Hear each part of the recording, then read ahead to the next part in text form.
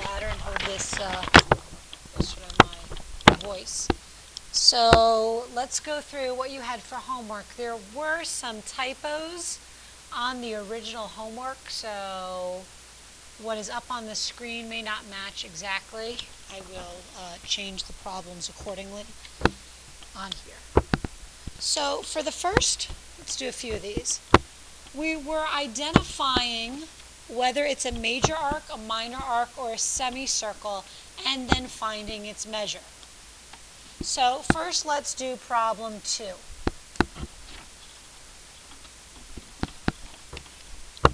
Is the arc. It's a minor arc. You can tell that because its measure is 50 degrees. And also you can tell it because there's 2 letters there, so it's obviously a minor arc. So for number 4,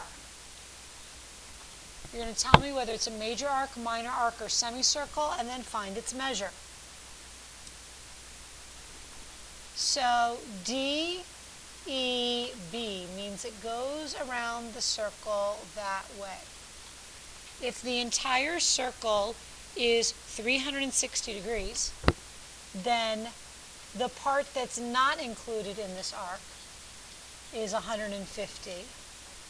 So 360 minus 150 is 210. So it's a major arc, and it's 210 degrees. And then they also asked you problem 6, CDA.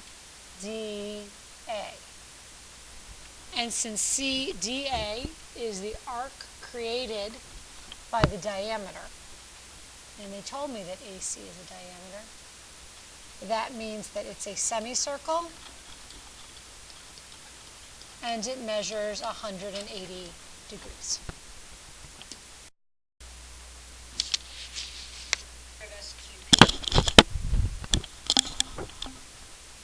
This is now the 5th time I'm recording because I wasn't recording into my microphone. And then it didn't record sometimes, and there's a girl here making up a test for Mrs. Barnett who's laughing at me because she just listens to this over and over and over again. So anyway, I'm going to do problems 10 and 12. You're going to do them on Edpuzzle and see how you're doing. So first I want the measure of RS. And I can see that RS is 50 degrees because it's the arc adjacent the central angle. By the way, we haven't done this. What is the definition of a central angle?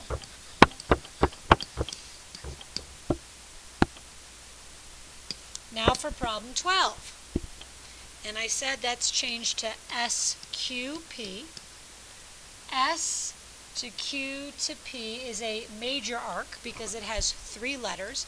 And I can do this one of 2 ways. I can add these up, and since they're all from a central angle, that would be the measure of the arc. Or I can do 360 degrees minus these pieces. So since this is 90, and it tells me that PR is a semicircle, this is going to be 90 also.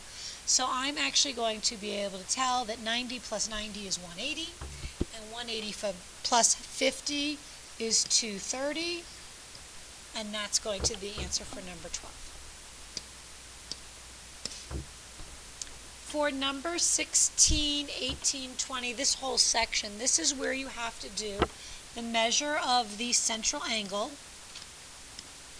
over 360 degrees times the circumference to get the actual length of that arc. So MN has a length. The diameter of this circle, let's pretend it's 3 yards. So the circumference would be pi times the diameter. So 3 pi. And if NL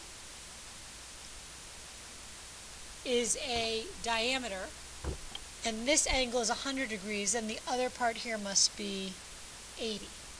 So the measure of the central angle is 80 degrees. That means the arc in degrees is 80 degrees, but we want to know how long it actually is if the circle has a diameter of 3 yards. If the circle has a diameter of 3 yards, the actual circumference is 9.42 yards. 80 out of 360, that simplifies 8 to 36. And 8 and 36 are both divisible by 4, so I get 2/9. So basically what I'm saying is this arc represents 2/9 of the total circumference. So 2 times 942 is 1884 divided by 9, so that rounds to 2.09. I want you to also try and do number 18, but on your paper it's arc NK, and then you're also going to do 20.